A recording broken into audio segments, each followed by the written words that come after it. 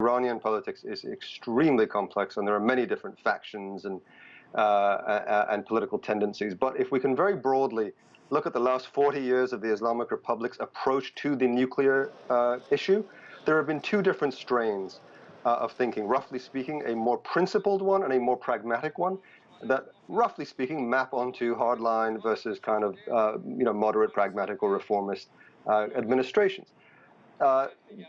Typically speaking, when a sort of pragmatic or reformist administration is in place, they tend to, and both of them have the same red lines and the same basic negotiating positions on the nuclear issue, but for different reasons, and they're looking for different things.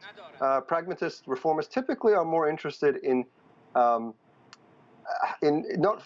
making sure Iran doesn't find itself in a situation where its technological, its political, its scientific progress is being restrained.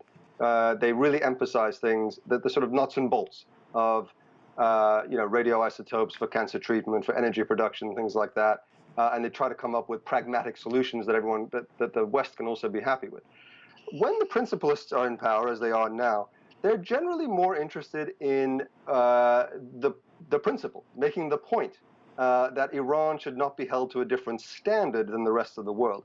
These may seem like subtle differences, but actually it really informs the approach that they take to these kinds of negotiations. And so I think what we'll be seeing from this new administration is less of a concern over percentage enrichment and what in centrifuges and things like that, and more of an attempt to get the U.S. and the P5+1 to recognize Iran's right to enrich uranium, to demonstrate that Iran is not being treated with disrespect over this nuclear issue.